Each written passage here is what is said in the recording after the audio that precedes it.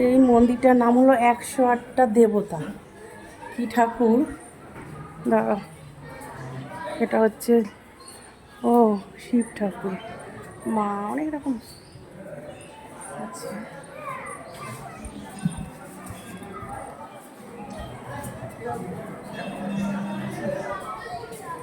খুব সুন্দর দেখো। এটা হচ্ছে 108খানা মানে মোট। হ্যাঁ হ্যাঁ, কোথায় দাঁড়িয়ে এইটা মানে